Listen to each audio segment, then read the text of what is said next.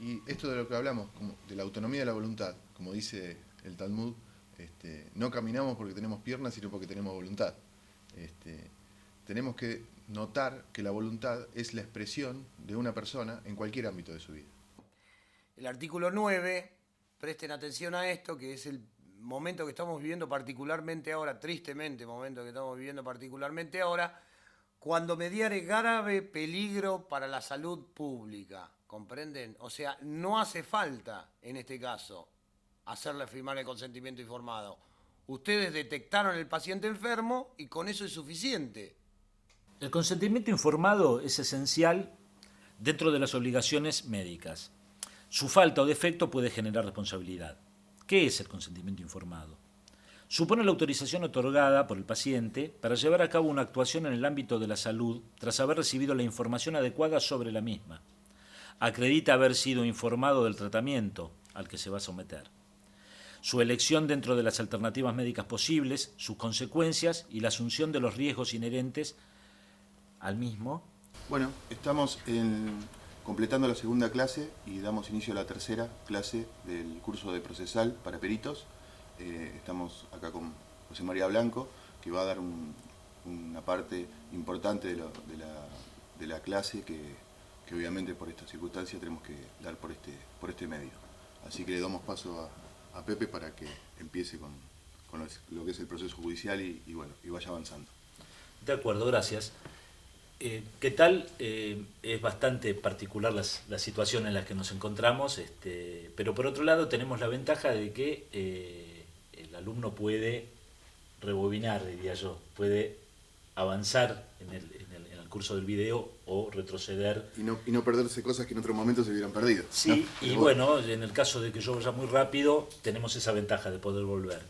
A esta altura ya sabemos que por aquello que llamábamos facultades no delegadas de las provincias en el gobierno nacional, las provincias se reservaron la posibilidad de reglamentar el ejercicio del acceso a la justicia, la administración de justicia. En ese marco vimos que la provincia de Buenos Aires, que es donde vamos a trabajar, ha dispuesto la administración de justicia a partir de la Suprema Corte de Justicia de la provincia y tribunales inferiores.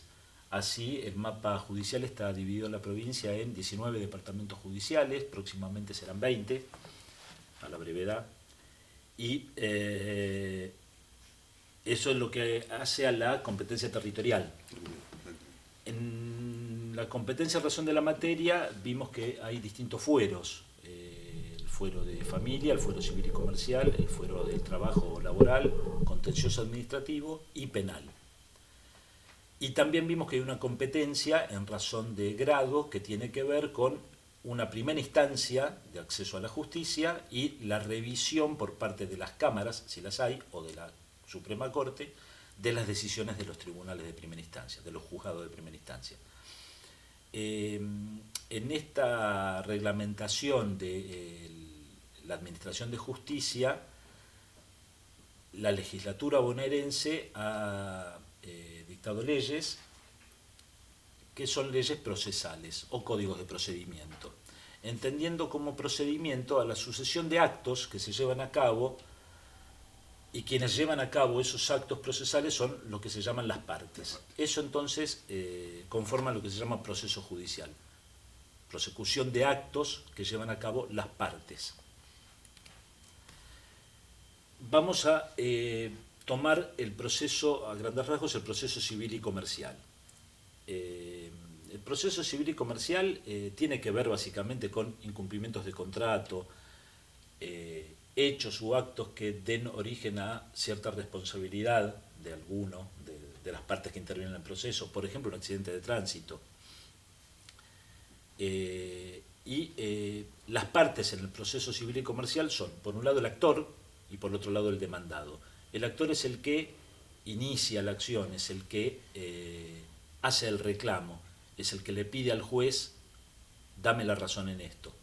El demandado es la contraparte, es el otro, es el que está reclamado. Nosotros decimos habitualmente, uno es el que pretende y el otro el que es pretendido. Bien. ambos están en pie de igualdad y en el medio y por encima de ellos se encuentra el juez en lo civil y comercial, que es el tercero imparcial que va a resolver sobre la cuestión. Va a decir quién tiene razón de los dos. La característica esencial en lo que atañe al contenido de este curso es que el proceso civil y comercial es escrito y avanza a impulso de parte. Quien pretende algo en el fuero civil y comercial tiene que insistir y tiene que plantearlo al juez a través de un procedimiento escrito. Es decir, el juez no va a hacer nada si no se lo piden las partes. El escrito que da inicio a un proceso civil y comercial se llama demanda. Es un escrito formal, la ley prevé las formalidades que tiene que cumplir, se hace con patrocinio letrado de un abogado, indefectiblemente, y es un escrito en donde el actor le pide al juez, le presenta los hechos. Señor juez, a mí me pasó esto, y quiero que condene por haber hecho esto a fulano de tal, que es el demandado. El demandado, cuando recibe cuando se le corre traslado, se dice técnicamente, es decir, cuando recibe la demanda, tiene distintas opciones.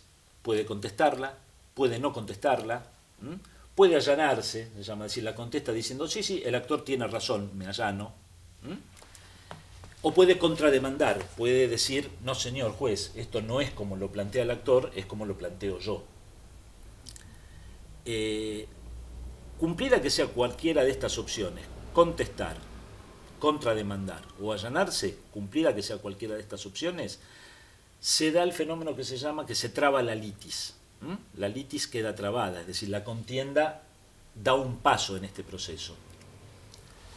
El paso siguiente que va a ordenar el juez a pedido de las partes, una vez que está trabada la litis, y acá es donde digo, quizás vaya rápido y es bueno rebobinar. El paso siguiente que dispone el juez a pedido de las partes es la apertura a prueba.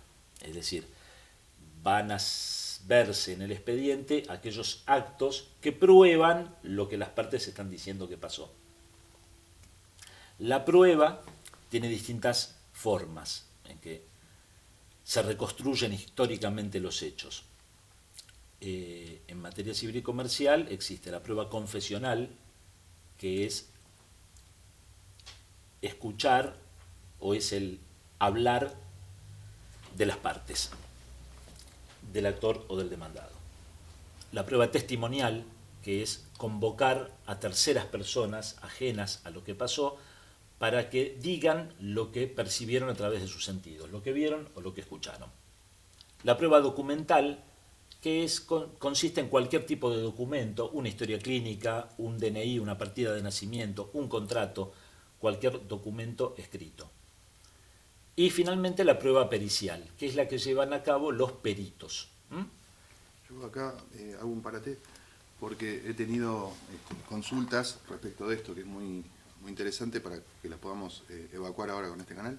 Es sobre todo por la actuación de los peritos, y esto ya es como consulta también, ¿cuándo el perito oficia como testigo y cuándo el perito oficia como prueba pericial?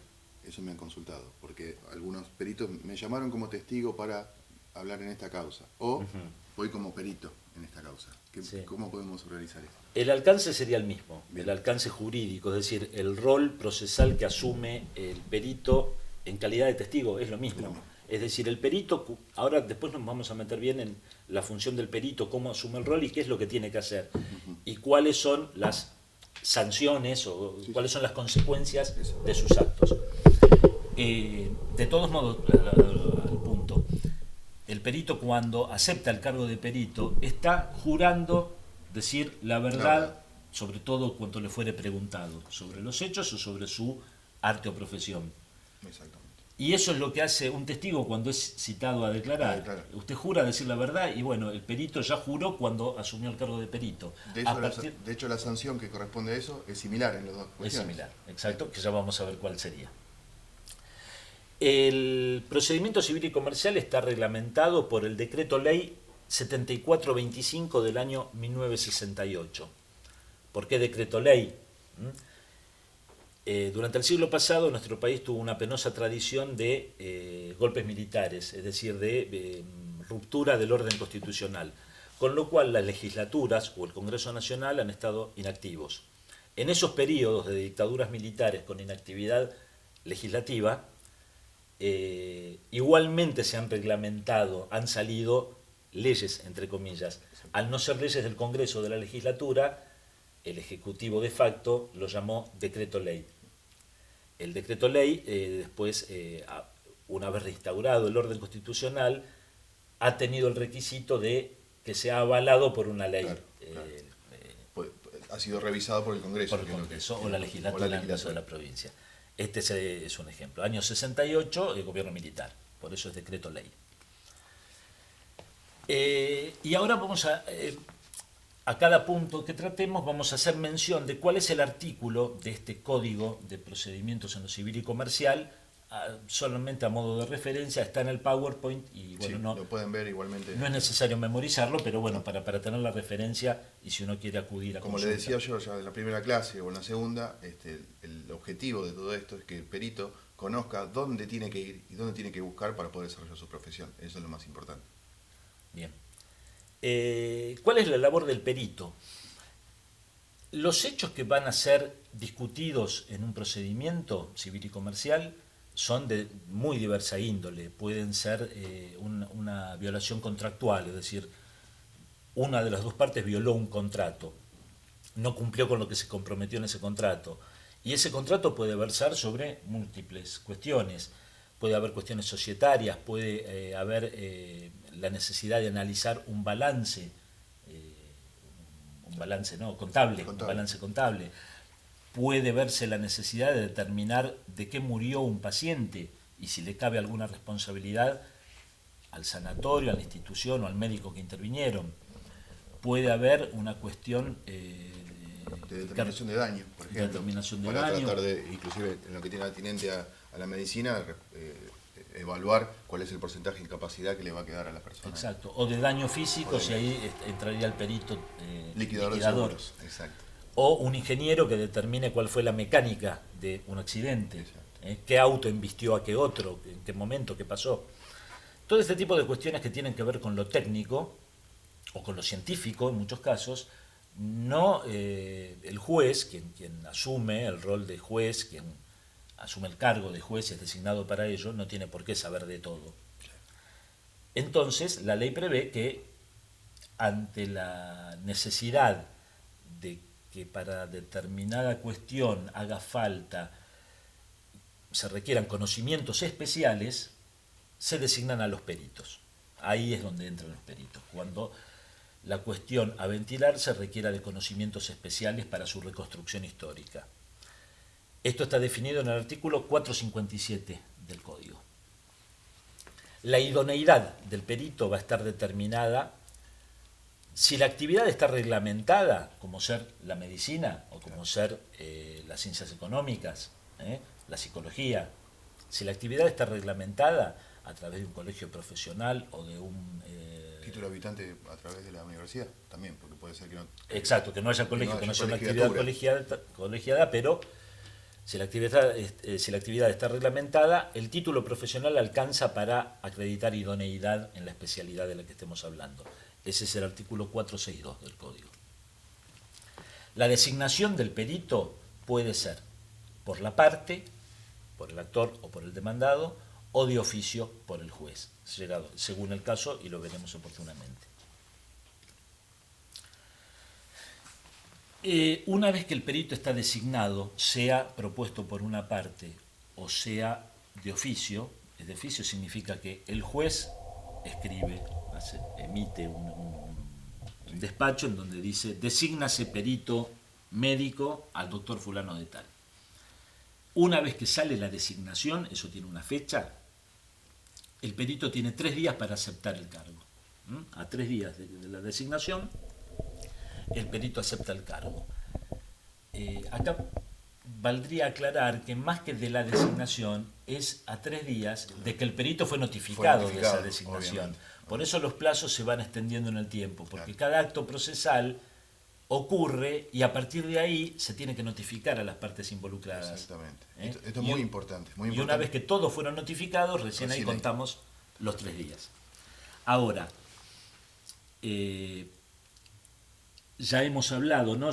Hemos visto el tema del domicilio real y el domicilio constituido. Perfecto. Sí. A esta altura, ustedes como peritos ya tienen un lugar donde constituir domicilio. Exactamente. ¿Cómo acepta el cargo el perito? Se presenta en la mesa de entradas del juzgado, en donde tramita el expediente en el cual fue designado perito, para aceptar el cargo. Y esa aceptación de cargo es un escrito medianamente formal que va a tener un encabezado, un título, va a decir acepta designación o acepta cargo de perito, va a decir señor juez, y a partir de ahí, apellido y nombre del perito, especialidad, el número de matrícula habilitante, el legajo previsional, los datos impositivos, es decir, el quit, el número de ingresos brutos y la situación frente al IVA, el domicilio real, donde vive, y el domicilio constituido. Paréntesis, ¿por qué digo o mencionamos que el título del escrito va a estar destacado como cualquier título, se puede poner en negritas o con una letra un poco más grande o todo en mayúscula. La mecánica la vamos a mostrarlas a través de lo que vamos a enviar de otros escritos que se fueron presentando en el juzgado para que ustedes también tengan una idea de cuál es la reglamentación y cómo es el modus. Claro, la forma. Comenté que va a decir como título acepta designación, acepta cargo de perito, perito se presenta. Es decir, cualquier título que revele, que se entienda lo que está haciendo el perito. Que con solo ver el título, la persona que agarra el expediente, el juez, el secretario o la parte, sepa lo que dice después. O sea, el título es algo que a simple vista vamos a tener el contenido de lo que sucede después en el desarrollo. ¿Por qué en tercera persona? Porque digo acepta cargo. Claro, eso es muy interesante. Claro, esto es de práctica, no es algo que... Claro. No es algo que se impuso, no está legislado, no es obligatorio, pero es algo que se impuso y tiene que ver con esto que decía Marcelo. Imagínense un expediente judicial, es un montón de papeles que se van armando en carpetitas de 200 fojas. Así, cada foja es un cuerpo, así un expediente por daños y perjuicios tiene 3, 4 cuerpos o más. Mínimamente, claro. Entonces, la persona que en el juzgado tiene que atender a los reclamos de lo que está pasando, que tiene que cumplir los actos procesales, para agilizar la lectura del expediente, imagínense, ante cada novedad, quien lee la causa no se pone desde la foja 1 en adelante al ver todo el expediente. La agarra de atrás para adelante y mira los títulos, a ver qué pasó. A ver qué pasó. ¿Vino el perito? Designa perito. Su elección dentro de no las nada más. No, lo designaron, pero todavía no aceptó el cargo. Acepta cargo el perito. Bueno, listo, ya el perito aceptó el cargo. Después es el contenido, como les dijo Marcelo, lo importante es el título. Y está en tercera persona para agilizarle la lectura al que tiene que leer. Los abogados estamos acostumbrados a este ejercicio de tratar de colaborar de alguna manera con el desarrollo de la justicia. Sí. Por ahí el perito es un poco reaccionario, ¿no? Porque él está colaborando de su expertise y no desde el consentimiento informado el proceso nace como un mismo. derecho Claro. Pero bueno, tenerlo en la cabeza el perito esto es muy interesante porque también le sirve como para analizar el expediente y también le sirve como para colaborar, además del es expertise, necesario para también toda el desarrollo actuación en del el proceso, ámbito sanitario, ¿no? y en particular en aquellas intervenciones y pruebas diagnósticas que se consideran. Hablamos recién del domicilio constituido. El domicilio real, es decir, debe incluir, hay 3 tipos de contener domicilio. una explicación Legalmente hay 3 tipos de entendible para domicilios. que el paciente del El domicilio legal, que es el que tienen las personas jurídicas, una sociedad, y su opción un club, por la que una institución, consciente debe tiene un informar domicilio legal. de las consecuencias No es donde relevantes vive y de una la persona, importancia de los riesgos es donde tiene la generales y sede particulares principal de su actividad una institución. Está el domicilio real, que es donde vive una persona, el domicilio físico, en donde efectivamente yo pernocto. Y el domicilio procesal o constituido. El que se constituye es el domicilio procesal. Es sinónimo de decir domicilio constituido. Y es un domicilio que se constituye en el expediente en forma obligatoria a todo efecto procesal. Es un domicilio en donde yo le estoy pidiendo al juez cualquier cosa que me tenga que notificar, notifíquemela acá, porque acá siempre va a haber alguien que me va a avisar. Exacto. Ahora con el tema de lo que tiene que ver con las nuevas tecnologías, obviamente que cada abogado, y el perito también lo va a requerir y lo va a conseguir a través del colegio, es el domicilio electrónico. O sea, el domicilio electrónico viene a reemplazar, todavía no del todo, pero de alguna manera ese domicilio constituido. ¿Por qué? Porque a través de una casilla o a través de un ingreso que podemos tener en facilidad los profesionales, accedemos a un portal, que puede ser de la Corte Suprema de la Justicia, donde nos van a notificar en forma electrónica lo mismo, exactamente lo mismo, que también va a llegar a través del correo físico en un domicilio constituido. Y la idea es que en el futuro bastante cercano desaparezca el formato papel y sea todo electrónico, todo virtual. Hoy por hoy todavía muchos trámites se hacen en forma analógica, en papel, en forma física. Y hay una práctica que es bastante usada, que es el sistema de casilleros. El casillero es un domicilio que el perito, o que la parte, o que un abogado puede constituir a efectos procesales, y es un servicio que brinda el colegio de abogados, un comerciante vecino a donde está el asiento de los tribunales. Una gestoría de las cercanías. Claro, una gestoría, o un vecino cualquiera, el que vive al lado. Porque el sentido es que esté dentro de un ámbito, ¿no? Que es el lugar donde el juzgado delimita o marca, que eso no tiene tampoco una...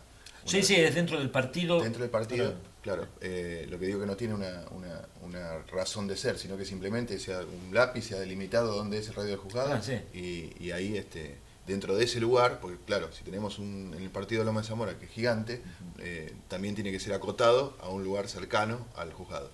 Entonces, este servicio que presta por ahí el comerciante, el kiosquero, un vecino o el colegio de abogados, a mí como cliente, es decir, soy perito, necesito constituir domicilio, contrato un casillero, y ese casillero es un número, que a mí me toca el 12, a Marcelo el 14, y yo constituyo domicilio en La Roque 2301, que es el vecino de Tribunales de Loma de Zamora, casillero 12, casillero 14. Y yo le estoy diciendo al juez, ahí mándeme todas las notificaciones, porque ahí el vecino me va a hacer saber que llegó algo para mí. Hasta ahora tenemos que el perito es designado, porque el juez no lo sabe todo, necesita un conocimiento especial, el perito es designado por la parte o de oficio y aceptó el cargo, con este escrito más o menos formal que vimos recién. Tiene que saber el perito que hay causas de recusación. La recusación, artículo 463 del Código, la recusación es la herramienta jurídica a través de la cual una persona es expulsada, es rechazada, es recusada del expediente. No puede intervenir en este caso. ¿Cuándo pasa eso? ¿Cuándo un perito no puede intervenir o es sujeto de recusación por alguna de las partes? Son varias. Vamos a ir despacito con cada una. No, yo diría que, porque esto está contenido en el artículo 463 del Código Procesal Civil y Comercial. Entonces, o sea, a grandes rasgos, es aquel que es pariente, primo, hermano, está bien especificado, es taxativo. Son las causales, son las que están ahí y no y nada otras. más, eso significa. Y también tenemos otro tipo de causales que no son de recusación, sino que son de, vemos, expulsión. Claro. Bueno, claro, seguimos viendo en el PowerPoint las causales de recusación. Acá en el PowerPoint que ustedes van a tener están bien determinadas. Ahora para la celeridad de esto, bueno. En las causas de remoción. Exactamente. Cuando un perito, el juez lo puede remover, lo puede rajar, lo puede echar. Lo puede echar. Artículo 468 del Código. El perito puede ser removido cuando renuncia sin un motivo atendible. Exacto. Es decir, el perito, tengan en cuenta, no puede presentar un escrito diciendo renuncio, me voy, sin explicar por qué. Y esa explicación inclusive puede ser cuestionable. Claro. Rehusarse a dar el dictamen. El perito emite su opinión profesional, cuando le es requerida, a través de un dictamen.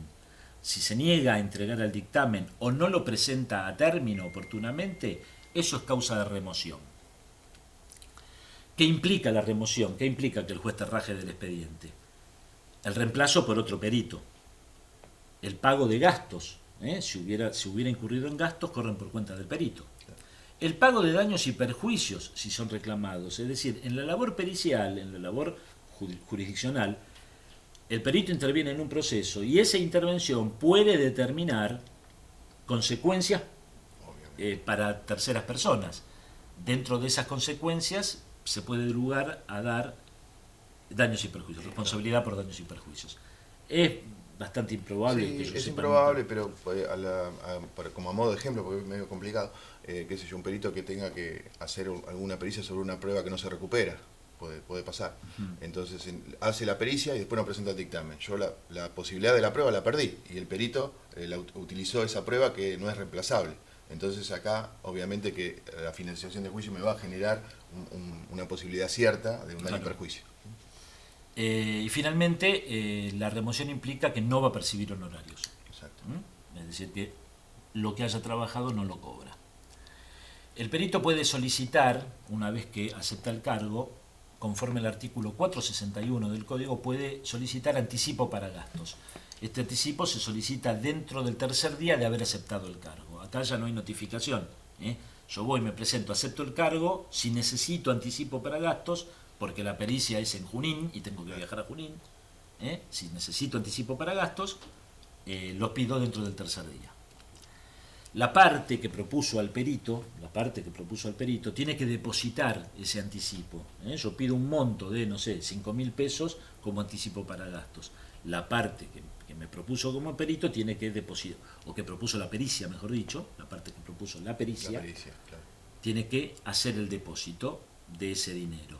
Si no deposita, si la parte no deposita, es decir, sin quien pide que se haga la prueba accidentológica, el perito pide anticipo para gastos, y la parte que pidió que se haga esa prueba accidentológica no deposita el anticipo para gastos, el juez tiene por desistida esa prueba. Esto significa, bueno, esta prueba no se va a producir. Señor perito, muchas gracias, pero no intervenga. No se hace la pericia. Y esto es en demérito del que pidió la pericia, ¿no? Obviamente. Claro, Porque claro, se quedó sin la pericia que iba a poner, o sea, es una sanción a no aportar ese honorario. Bien. El perito que interviene en un proceso tiene que conocer cuáles son las facultades del juez, es decir, qué puede hacer el juez conmigo o con las partes. Porque el perito es un sujeto en el proceso, entonces se somete a la autoridad del juez. El juez puede hacer comparecer a los peritos y a los testigos a la reconstrucción de un hecho. En esta reconstrucción histórica de lo que pasó, una medida probatoria a veces es la reconstrucción del hecho. Y una vez que el juez determina cuándo se hace eso y notifica a todo el mundo, los puede hacer comparecer Sí, de prepo. Lo necesita. Porque Tengo todo, me falta un perito, anda a buscarlo. Necesito que esté ahí y manda a la policía que lo traiga. Puede hacer comparecer a los peritos y a los testigos al reconocimiento de lugares o de cosas, que es algo muy parecido. Puede excluir de las audiencias, cuando las audiencias son orales, los puede excluir a las personas que perturban la audiencia. Puede aplicar correcciones disciplinarias consistentes en multas.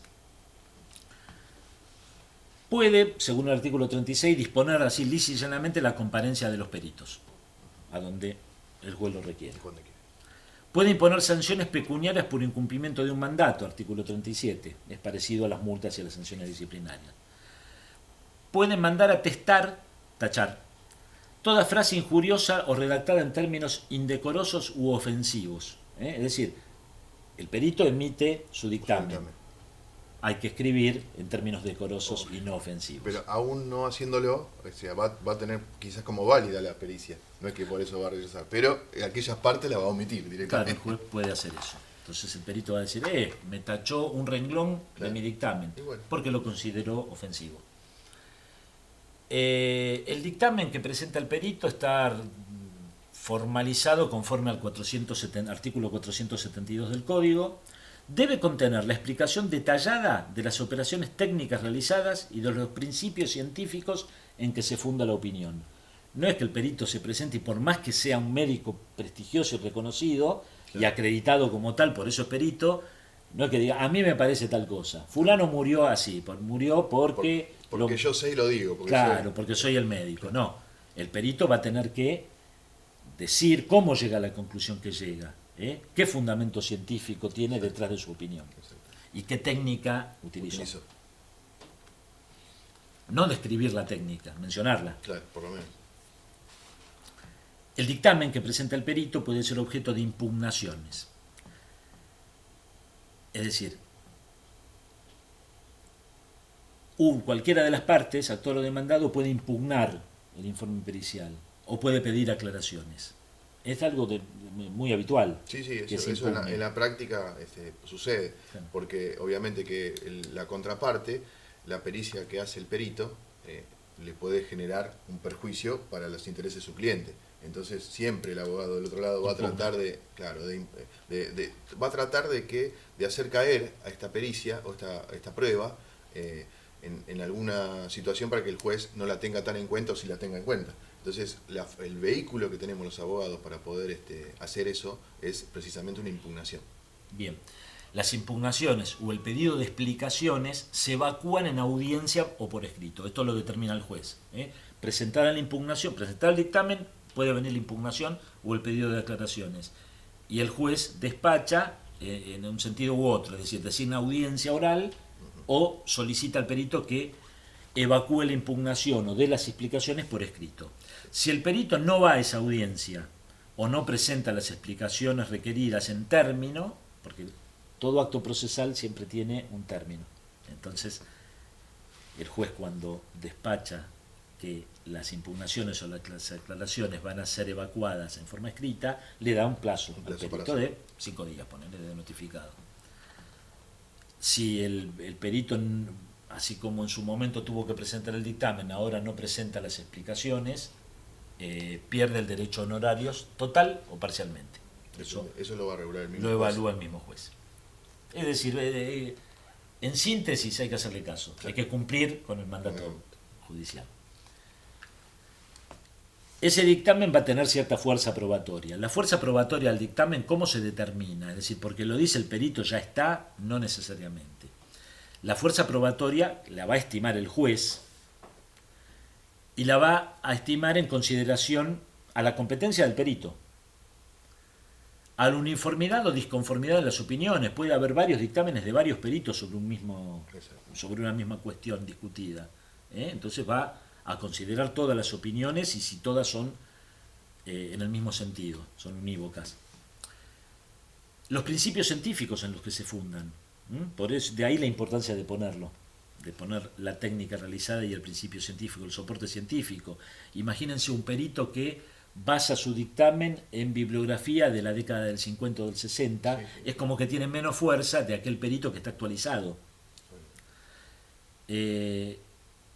La fuerza probatoria se meritúa también en concordancia con la aplicación de las reglas de la sana crítica, es decir, la lógica aristotélica. De más elementos de convicción en la causa, no es solamente el dictamen del perito lo que va a hacer decidir al juez. Es muy importante que el perito entienda cuando realiza el dictamen que su pericia no es palabra santa, en realidad, sino que va a estar dentro de un contexto, de una causa, que el juez va a evaluar en un montón de hechos y circunstancias que se sucedieron para llegar a la conclusión que va a dar. Y que, algo que no mencionamos, no es vinculante Claro. el informe pericial. Claro. Lo que diga el perito no es obligatorio para la decisión. O sea, el del juez lo puede apartar directamente, dejarlo afuera, por más que haya cumplido con todos los requisitos y haya hecho todo lo que estamos diciendo, el juez dice, no, esta pericia no me parece, utilizo la forma de probar lo que yo digo con tal o cual circunstancia. Cuando un dictamen pericial lo requiere, se pueden pedir informes a academias, corporaciones, institutos o entidades públicas o privadas. Es muy habitual esto en las pericias médicas, la conformación de un tribunal científico en el colegio médico, por ejemplo. Esto es bastante habitual. Sí. Que es el dictamen pericial.